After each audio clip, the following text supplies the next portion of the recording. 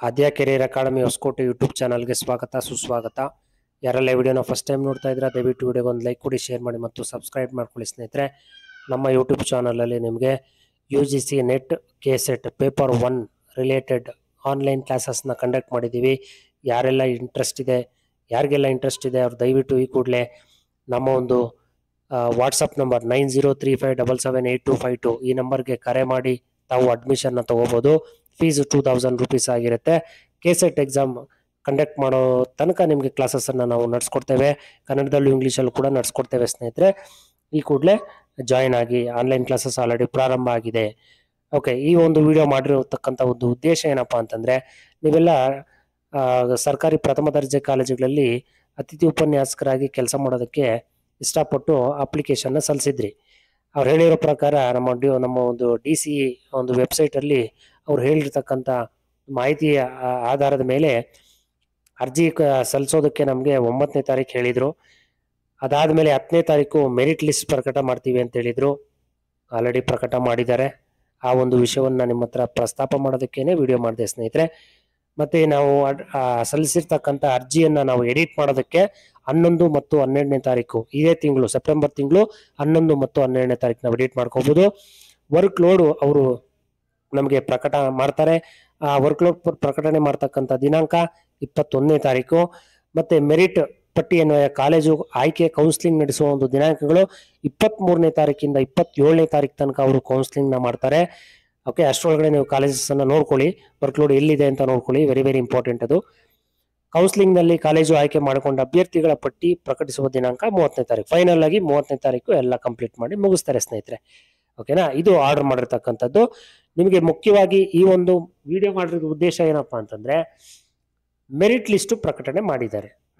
ತುಂಬ ಇಂಪಾರ್ಟೆಂಟ್ ಆಗಿರ್ತಕ್ಕಂಥ ಒಂದು ಮೆರಿಟ್ ಲಿಸ್ಟು. ಎಲ್ಲ ಸಬ್ಜೆಕ್ಟ್ಸ್ ಅವ್ರದ್ದು ಕೂಡ ಮೆರಿಟ್ ಲಿಸ್ಟನ್ನು ಅವರು ಸುಮಾರು 934 ಪೇಜ್ ಅವರು ಮೆರಿಟ್ ಲಿಸ್ಟ್ ಪ್ರಕಟ ಮಾಡಿದ್ದಾರೆ.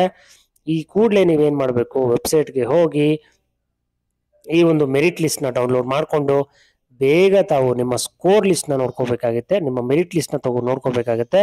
ಅವ್ರು ಕೊಟ್ಟಿರೋ ಹಾಗೇನೆ ಮೊದಲನೇದಾಗಿ ನಿಮ್ಮ ಅಪ್ಲಿಕೇಶನ್ ID ಕೊಟ್ಟಿರ್ತಾರೆ, ಮತ್ತು ನಿಮ್ಮ ಹೆಸರು ಕೊಟ್ಟಿರ್ತಾರೆ, ಮತ್ತು ಯಾವ ಕ್ಯಾಡ್ರೆ ಅಂತ ಕೊಟ್ಟಿರ್ತಾರೆ, ಹೈದರಾಬಾದ್ ಕರ್ನಾಟಕನ, ನಾನು ಹೈದರಾಬಾದ್ ಕರ್ನಾಟಕನ ಅಂತೇಳಿ, ಮತ್ತು ನಿಮ್ಮ PG ಸಬ್ಜೆಕ್ಟು ಅಂತ ಕೊಟ್ಟಿರ್ತಾರೆ, PG ಯಾವ ಸಬ್ಜೆಕ್ಟು ಅಂತೇಳಿ, ಮತ್ತು ಸಬ್ಜೆಕ್ಟ್ ನೇಮ್ ಕೂಡ PG ನೇಮು, ನೀವು MA ಮಾಡಿದ್ದೀರಾ, MCom ಮಾಡಿದ್ದೀರಾ, MBA ಮಾಡಿದ್ದೀರಾ, ನಿಮ್ಮ PG ನೇಮ್ ಕೊಟ್ಟಿರ್ತಾರೆ, ಸಬ್ಜೆಕ್ಟ್ ನೇಮ್ ಕೊಟ್ಟಿರ್ತಾರೆ, ನಿಮ್ಮ ಸಬ್ಜೆಕ್ಟ್ ನೇಮು, ಮತ್ತು ನೀವು willing to work in the same college, ನೀವೇನಾದರೂ ಅಕಸ್ಮಾತ್ ಅದೇ ಕಾಲೇಜಲ್ಲಿ ಕೆಲಸ ಮಾಡ್ತೀನಿ ಅಂತ ಎಸ್ ಕೊಟ್ಟಿದ್ರೆ ಎಸ್ ಇರುತ್ತೆ, ಇಲ್ಲ ಹೊಸದಾಗಿ ಅಪ್ಲೈ ಮಾಡ್ತಾ ಇದ್ದೀರಿ ಅಂತಂದರೆ ನಾಟ್ ಅಪ್ಲಿಕೇಬಲ್ ಇರುತ್ತೆ.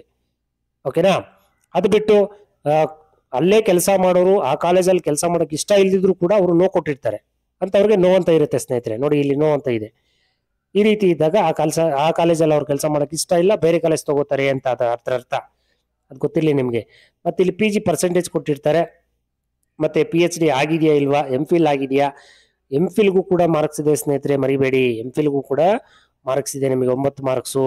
ಯಾವುದೇ ಕಾರಣಕ್ಕೂ ಮಿಸ್ ಮಾಡ್ಕೋಬಾರ್ದು. ಇದು MPhil ಯಾರು ಆಗಿರೋದಿದ್ರೆ ಅವರು ಇಲ್ಲಿ ಎಂಟ್ರಿ ಮಾಡಿರ್ಬೋದು. ಓಕೆ, ಎಡಿಟ್ ಕೂಡ ಮಾಡ್ಕೋಬೋದು. ನೆಕ್ಸ್ಟ್ ಡೇಟ್ ಕೊಟ್ಟಿದಾರಲ್ಲ, ನಾನು ಹೇಳಿದ್ನಲ್ಲ, ಆ ಡೇಟಲ್ಲಿ ಎಡಿಟ್ ಕೂಡ ಮಾಡ್ಕೊಳ್ಳಿ ನೀವು. ಮತ್ತು ಇಲ್ಲಿ ನೆಟ್ ಸ್ಲೇಟ್ ಆಗಿದ್ರೆ ಅದು ಕೂಡ ಎಸ್ ಆರ್ ನೋ ಅಂತ ಡಿಸ್ಪ್ಲೇ ಆಗಿರುತ್ತೆ ಸ್ನೇಹಿತರೆ. ಮತ್ತು ಫಿಸಿಕಲಿ ಹ್ಯಾಂಡಿಕ್ಯಾಪ್ ಅವ್ರಿಗೆ ಎಕ್ಸ್ಟ್ರಾ 10 ಮಾರ್ಕ್ಸ್ ಅಂತ ಹೇಳಿದ್ದಾರೆ, ಅದು ಕೂಡ ಇಲ್ಲಿ ಲಭ್ಯ ಇರುತ್ತೆ. ಗೆಸ್ಟ್ ಫ್ಯಾಕಲ್ಟಿದು ಎಕ್ಸ್ಪೀರಿಯನ್ಸ್ ಎಷ್ಟು ಅಂತ ಕೊಟ್ಟಿರ್ತಾರೆ, ಆ ಎಕ್ಸ್ಪೀರಿಯನ್ಸ್ ನಾನು ಕರೆಕ್ಟಾಗಿ ಹಾಕಿರ್ತೀರಾ ಅಂತ ಭಾವಿಸಿರ್ತೇನೆ. ಮತ್ತು ಮಾರ್ಕ್ಸ್ PGನಲ್ಲಿ ಅವ್ರು 25% PG ಮಾರ್ಕ್ಸ್ ಮೇಲೆ 25% ತಗೋತಾರೆ, ಅದು ಕೂಡ ಒಂದು ಕಾಲಮಲ್ಲಿ ಇರುತ್ತೆ. PhDಗೆ ಮಾರ್ಕ್ಸ್ 12 ಇರುತ್ತೆ, MPhilಗೆ 9 ಇರುತ್ತೆ. KSET ನೆಟ್ಟು ಎರಡಕ್ಕೂ ಸೇರಿ ನೀವು ಯಾವುದಾದ್ರೂ ಮಾಡಿರಿ 9 ಇರುತ್ತೆ. 9 + 9 ಇರಲ್ಲ, 9 ಇರುತ್ತೆ. ಫಿಸಿಕಲಿ ಹ್ಯಾಂಡಿಕ್ಯಾಪ್ಗೆ ಎಕ್ಸ್ಟ್ರಾ 10 ಮಾರ್ಕ್ಸ್ ಇಲ್ಲಿ ಆ್ಯಡ್ ಆಗಿರುತ್ತೆ. ಮತ್ತು ಇಲ್ಲಿ ಅವರ ಒಂದು ಟೋಟಲ್ ಇಯರ್ ಎಕ್ಸ್ಪೀರಿಯನ್ಸು ಎಷ್ಟು ಅಂತ ಕ್ಯಾಲ್ಕುಲೇಟ್ ಮಾಡಿ ಹಾಕಿರ್ತಾರೆ. 1 ಇಯರ್ಗೆ 3 ಮಾರ್ಕ್ಸು ಅಂತ ಕ್ಯಾಲ್ಕುಲೇಟ್ ಮಾಡಿ ಹಾಕಿರ್ತಾರೆ. ಟೋಟಲ್ ಎಷ್ಟು ವರ್ಷ, 16 ವರ್ಷ ಕನ್ಸಿಡರ್ ಮಾಡ್ತಾರೆ. 16 ಮ್ಯಾಕ್ಸಿಮಮ್ 16 ವರ್ಷ ಕನ್ಸಿಡರ್ ಮಾಡಿ ಇಲ್ಲಿ ಸ್ಕೋರ್ನ ಕೊಡೋದಾಗುತ್ತೆ ಸ್ನೇಹಿತರೆ. ಮತ್ತು ಎಲ್ಲ ಈ PG ಮಾರ್ಕ್ಸು ಮತ್ತು PhD, MPhil, ನೆಟ್ಟು ಸ್ಲೆಟ್ಟು, ಪರ್ಸೆಂಟೇಜು ಎಲ್ಲ ಕ್ಯಾಲ್ಕುಲೇಟ್ ಮಾಡಿ ಅವ್ರು ಏನು ಮಾಡ್ತಾರೆ, ನಿಮಗೆ ಟೋಟಲ್ ಸ್ಕೋರ್ನ ಮೆರಿಟ್ ಕಾಲಮಲ್ಲಿ ಕೊಟ್ಟಿರ್ತಾರೆ ಸ್ನೇಹಿತರೆ. ಅದನ್ನು ನೋಡ್ಕೋಬೇಕು ತಾವು, ಮುಖ್ಯವಾಗಿ ಅದನ್ನು ಗಮನಿಸಿ. ಓಕೆನಾ, ಅದಾದಮೇಲೆ ಎಲ್ಲ ಸಬ್ಜೆಕ್ಟ್ಸ್ ಅವ್ರದ್ದು ಕೊಟ್ಟಿದ್ದಾರೆ. ಇಲ್ಲಿ ನೀಟಾಗಿ ಪ್ರತಿಯೊಂದು ಸಬ್ಜೆಕ್ಟ್ ಅವ್ರದ್ದು ಕೂಲಂಕುಷವಾಗಿ ನೋಡಿ, ಪೇಜಸ್ಸನ್ನು ಟರ್ನ್ ಮಾಡಿ ನೀಟಾಗಿ ಅವರು ಗಮನದಲ್ಲಿಟ್ಕೊಂಡು ನೋಡಿ. ಇದಾದ್ಮೇಲೆ ನಂತರ ಏನು ಮಾಡ್ತಾರೆ ಅಂತಂದರೆ ನಿಮಗೆ ಇಮಿಡಿಯೇಟ್ಲಿ ಯಾವ್ಯಾವ ಕಾಲೇಜಸಲ್ಲಿ ವರ್ಕ್ಲೋಡ್ ಇದೆ ಅಂತೇಳಿ ಅವರು ಪ್ರೊವೈಡ್ ಮಾಡ್ತಾರೆ. ನೀವೇನು ಮಾಡಬೇಕು ಅಂತಂದರೆ ಯಾವ ಕಾಲೇಜಲ್ಲಿ ಎಷ್ಟು ವರ್ಕ್ಲೋಡ್ ಇದೆ, ಹೆಚ್ಚು ವರ್ಕ್ಲೋಡ್ ಇರೋ ಕಾಲೇಜಸನ್ನು ನೀವು ಪ್ರಿಫರೆನ್ಸ್ ಮಾಡ್ಕೊಳ್ಳಿ ಸ್ನೇಹಿತರೆ. ಅವರು ಕೌನ್ಸಿಲಿಂಗ್ ಮಾಡಿದಾಗ ಈಗ ನೋಡಿ, ಕೌನ್ಸಿಲಿಂಗ್ ಅಂತಕ್ಕಂಥದ್ದು ಎಸ್ ಅಂತ ಇದೆಯಲ್ಲ, ಅವ್ರಿಗೆ ಕೌನ್ಸಿಲಿಂಗ್ ಇರಲ್ಲ, ಅದು ಗೊತ್ತಿರಲಿ. ಅದೇ ಕಾಲೇಜಲ್ಲಿ ಕೆಲಸ ಮಾಡ್ತೀವಿ ನಾವು ಅಂತ ವ್ಯಕ್ತಿಗಳಿಗೆ, ಅಂತ ಕ್ಯಾಂಡಿಡೇಟ್ಸ್ಗೆ ಕೌನ್ಸಿಲಿಂಗ್ ಇರೋದಿಲ್ಲ. ಇಲ್ಲಿ ನಾಟ್ ಅಪ್ಲಿಕಬಲ್, ನೋ ಅಂತವ್ರಿಗೆ ಮಾತ್ರ ತಗೋತಾರೆ ಸ್ನೇಹಿತರೆ. ಓಕೆ, ಇಲ್ಲಿ ಎಸ್ ಅಂತಿದ್ರೆ ಆ ಕಾಲೇಜಲ್ಲಿ ಅವ್ರು ಕೆಲಸ ಮಾಡ್ತಾರೆ ಅಂತಾನೆ ಅರ್ಥ. ಅವ್ರ ಕೌನ್ಸಿಲಿಂಗ್ ಇರಲ್ಲ. ಮತ್ತಿನ್ಯಾರಿಗೆ ನೋ ಅಂತ ಹಾಕಿರೋರ್ಗೆ ಇರುತ್ತೆ, ನಾಟ್ ಅಪ್ಲಿಕೇಬಲ್ ಅಂತ ಹಾಕಿರೋರ್ಗೆ ಕೌನ್ಸಿಲಿಂಗ್ ಪ್ರತ್ಯೇಕವಾಗಿ ಅವ್ರದ್ದೊಂದು ಲಿಸ್ಟ್ ಸ್ಟಡಿ ಮಾಡಿ ಅವ್ರಿಗೆ ಕೌನ್ಸಿಲಿಂಗ್ ಮಾಡ್ತಾರೆ ಸ್ನೇಹಿತರೆ.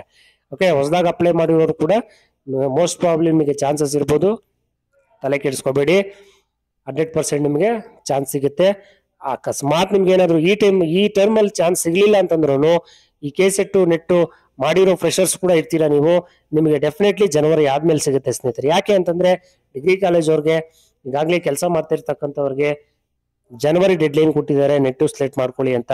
ಅದಾದ್ಮೇಲೂ ಅವರು ನೆಟ್ಟು ಸೆಲೆಕ್ಟ್ ಮಾಡ್ಕೊಂಡಿಲ್ಲ ಅಂತಂದ್ರೆ ಅಂಥವ್ರನ್ನೆಲ್ಲ ತೆಗಿಯೋ ಚಾನ್ಸಸ್ 100% ಇದೆ. ತೆಗಿತಾರೆ ಅಂತ ಹೇಳಕ್ಕಾಗಲ್ಲ, ಬಟ್ ಆರ್ಡರ್ ಪ್ರಕಾರ ನಾನು ಹೇಳ್ತಾ ಇದೀನಿ. ಆರ್ಡರ್ ಏನಿದೆಯೋ ಅದೇ, ಅವ್ರ ಆರ್ಡರ್ ಹೇಳೋ ಪ್ರಕಾರ ನಾವು ತೆಗಿತೀವಿ, ಅವ್ರನ್ನ ಟೈಮ್ ಕೊಟ್ಟಿದ್ವಿ, ನಾವು ಸಾಕಷ್ಟು ಟೈಮ್ ಕೊಟ್ಟಿದ್ವಿ, ಅವ್ರು ಮಾಡ್ಕೊಂಡಿಲ್ಲ, ಮಾಡ್ಕೊಳ್ಳಿ ಅಂತ ಹೇಳಿದಾರೆ ಅವರು. ಸೊ ಹಾಗೂ ನಿಮಗೆ ಚಾನ್ಸಸ್ ಸಿಗೋ ಚಾನ್ಸಸ್ ತುಂಬಾ ಇದೆ ಸ್ನೇಹಿತರೆ. ಗೆಸ್ಟ್ ಲೆಕ್ಚರರ್ ಆಗಿ ನಿಮ್ಗೆ ಫ್ರೆಷರ್ಸ್ಗೆ ಸಿಗೋ ಚಾನ್ಸಸ್ ತುಂಬಾ ಇದೆ, ನೀವು ವರಿ ಆಗೋ ಅವಶ್ಯಕತೆ ಇಲ್ಲ. ಓಕೆ, ಸೊ ಈ ರೀತಿ ವರ್ಕ್ಲೋಡ್ನ ನೆಕ್ಸ್ಟ್ ಲೀಸ್ಟ್ ಅಲ್ಲಿ ಅವರು ವರ್ಕ್ಲೋಡ್ನ ಪ್ರೊವೈಡ್ ಮಾಡ್ತಾರೆ ನಿಮ್ಗೆ. ಆ ವರ್ಕ್ಲೋಡ್ನ ಪ್ರೊವೈಡ್ ಮಾಡಿದಾಗ ವರ್ಕ್ಲೋಡ್ ನೋಡ್ಕೊಂಡು ನೋಡಿ, ಕಾರ್ಯಭಾರ ಪ್ರಕಟಿಸುವ ದಿನಾಂಕ 21ನೇ ತಾರೀಕು ಅವರು ವರ್ಕ್ಲೋಡ್ ಬಿಟ್ಟಾಗ ನೀವು ಕೂಲಂಕುಷವಾಗಿ ಯಾವ ಕಾಲೇಜಲ್ಲಿ ಎಷ್ಟು ವರ್ಕ್ಲೋಡ್ ಇದೆ ಅಂತ ನೋಡ್ಕೋಬೇಕು. ನೀವು ಯಾವ ಕಾಲೇಜಲ್ಲಿ ಎಷ್ಟು ವರ್ಕ್ಲೋಡ್ ಇದೆ, ಎಷ್ಟು ವೇಕೆನ್ಸಿ ಇದೆ ಅದನ್ನ ಪ್ರೊವೈಡ್ ಮಾಡ್ತಾರೆ ಅವರು. ನಾವು ಅದನ್ನ ಗಮನದಲ್ಲಿ ಇಟ್ಕೊಂಡು ನಾವು ಕಾಲೇಜಸ್ ಅನ್ನ ಕೌನ್ಸಿಲಿಂಗ್ ಅಟೆಂಡ್ ಮಾಡಿ ನಾವು ಸೆಲೆಕ್ಟ್ ಮಾಡ್ಕೋಬೇಕಾಗುತ್ತೆ. ಓಕೆನಾ, ಇಷ್ಟು ಒಂದು ಮಾಹಿತಿ ನಿಮ್ಮ ಹತ್ರ ಹಂಚಿಕೊಂಡು ನಾನು ಈ ಒಂದು ವಿಡಿಯೋನ ಮುಗಿಸ್ತಾ ಇದ್ದೀನಿ. ಇನ್ನೊಂದ್ಸಲ ಹೇಳ್ತಾ ಇದ್ದೀನಿ ಸ್ನೇಹಿತರೆ, ನಮ್ಮ ಒಂದು ಯೂಟ್ಯೂಬ್ ಚಾನಲ್ ಅಲ್ಲಿ ನುರಿತ PhD ಆಗಿರ್ತಕ್ಕಂಥವ್ರು, ಡಬಲ್ ಡಿಗ್ರಿ ಆಗಿರ್ತಕ್ಕಂಥವ್ರು, ಮತ್ತೆ ನೆಟ್ಟು ಸ್ಲೆಟ್ಟು ಆಗಿರ್ತಕ್ಕಂಥವ್ರು ನಿಮಗೆ ಪೇಪರ್ 1 ಬೋಧನೆನ ಮಾಡ್ತಾರೆ. ಓಕೆನಾ, ನೀವು ಈ ಕ್ಲಾಸಸ್ ಅನ್ನ ಮಿಸ್ ಮಾಡ್ಕೋಬೇಡಿ, ಯೂಸ್ ಮಾಡ್ಕೊಳ್ಳಿ, ನಿಮ್ಗೆ ತುಂಬಾ ಅನುಕೂಲ ಆಗುತ್ತೆ. ಬರೋ KCET ಎಕ್ಸಾಮ್ ಇನ್ನೇನು ಬರುತ್ತೆ, ಆ KCET ಎಕ್ಸಾಮ್ ಅಲ್ಲಿ ಪ್ಲಸ್ ನೆಟ್ ಎಕ್ಸಾಮ್ ಅಲ್ಲೂ ಕೂಡ ನೀವು ಪೇಪರ್ 1ನ ಕ್ರ್ಯಾಕ್ ಮಾಡ್ಕೋಬಹುದು.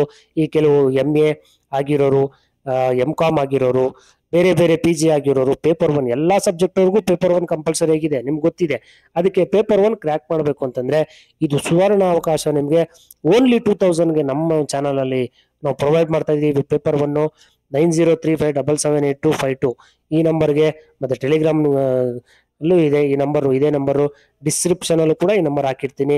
ಈ ನಂಬರ್ಗೆ ವಾಟ್ಸಪ್ ಮಾಡಿ ಅಥವಾ ನೀವು ಡೈರೆಕ್ಟ್ ಆಗಿ ಕಾಲ್ ಮಾಡಿ ಕೇಳ್ಕೋಬಹುದು. ಈ ಒಂದು ಆಪರ್ಚುನಿಟಿನ ಯೂಸ್ ಮಾಡ್ಕೋಬೇಡಿ ಸ್ನೇಹಿತರೆ.